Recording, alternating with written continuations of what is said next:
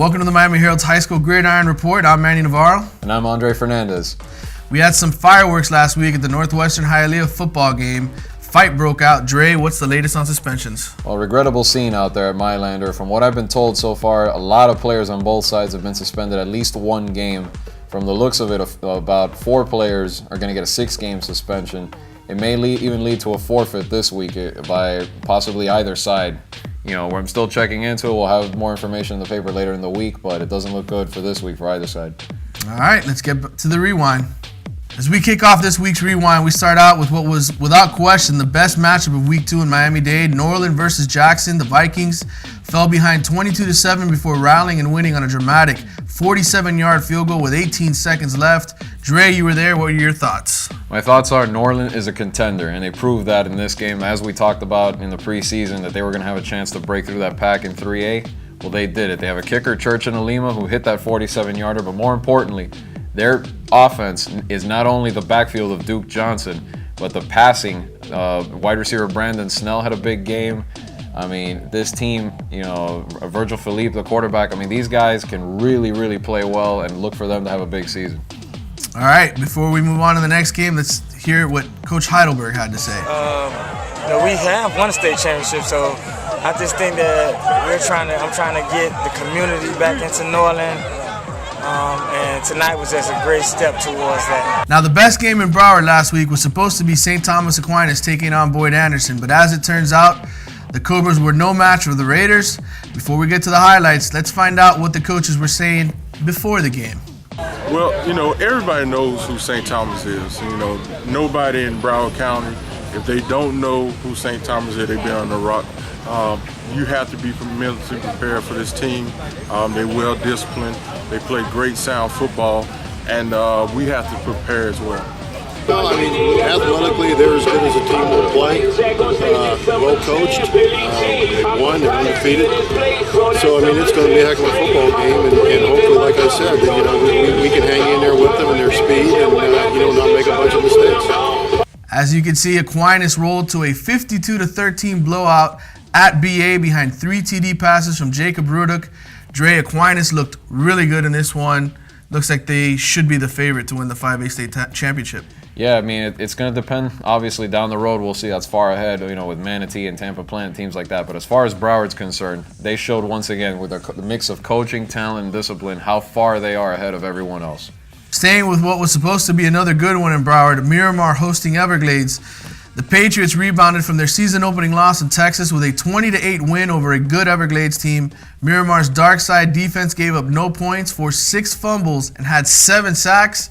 Looks like the Patriots are back. That's the name of the game at Miramar. They showed it even against DeSoto in the first week. They had some key stops at the end. That secondary is intact. They're going to give a lot of teams problems, and look for Miramar to make it far again. Back in Dade, the Columbus Explorers kept their perfect record intact by taking care of business against South Dade. Final score, Explorers 34, Bucks 8. Quarterback Wes Keller provided Columbus with 2 of its first 4 TDs, both on strikes to Jesus Wilson. The first was a 27-yarder, the second a 67-yarder, with Wilson catching the ball in the open field and fast-stepping it for the score while hardly being touched. Dre, is this Explorers team good enough in your mind to contend with Central Northwestern? It's going to take a superior effort to do that. They know that. It's been the case the last few years. I don't know if they've proven that quite yet, but this team is very good. And I think last season they were down to the final seconds with Northwestern. It's the type of team that can probably do that again if they get this kind of an effort. Time for the top individual performers of the week. I'm going first and going with Dominique Rhymes. He made 3 catches in a 45-19 win over Hialeah last Thursday. All of them went for touchdowns of 1950 and 78 yards. Your pick, Dre. Well, I'm going with probably the best defensive individual performance I've seen in a long time, and that's Gerard Holloman of Southridge, who intercepted 4 passes in one game, returned 2 of them for touchdowns as they blow out Varela 37-0. His teammate Andrew Johnson also returned a kickoff 65 yards and scored 2 more touchdowns on the ground. You got to go with Barrington Christian's Jamal Session, who had 191 yards rushing and scored all 3 touchdowns for the Falcons as they beat Choice Prep 18-0.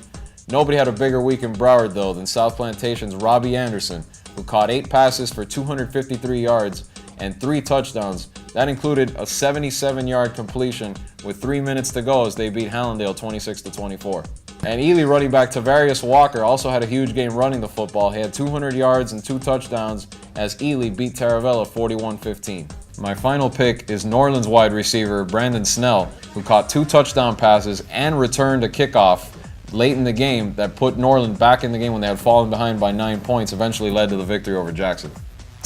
All right, time to fast forward and look ahead to the big matchups in Week 4. Let's start off in Broward, and with a team that hasn't been thinking about playoffs in a while, the Piper Bengals. They're 3-0 and taking on a good 1-2 South Plantation team in a key District 10-6A matchup. I think it's time for Piper to finally drop one. What about you, Dre?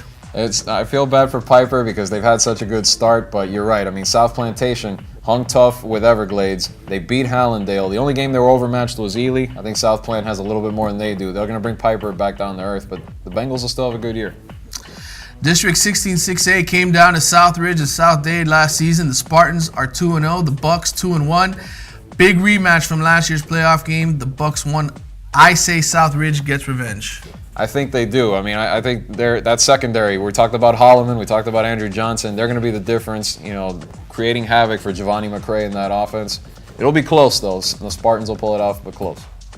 Speaking of playoff rematches, last year Miramar got its toughest fight in Broward on its way to a state title from Plantation. This year the Colonels are still looking for their first win and struggling. The Patriots 1-1. I say they drop Plantation to 0-3. What do you say, Dre? I have to agree with you, Manny, because honestly, Plantation is struggling, right? Like you said, they can't get anything going on offense, especially in the second half of ball games. Miramar's defense is going to be too much. All right, last game. Maybe not a sexy one considering Central blew out Miami Springs last year, but you got some drama with former Springs quarterback Rakeem Cato over at Central now. Do we see blood in this one? Hopefully we don't see blood for real. There is some bad blood, though, but hopefully they keep it under control. I mean, Central will win this game. They've just got too much over Miami Springs, but let's just hope that those feuds of the past don't blow up and get out of proportion like they did last week in another game. All right, that's going to do it for Week 3. Let's have a peaceful one next week, that's for sure. We'll see you next week.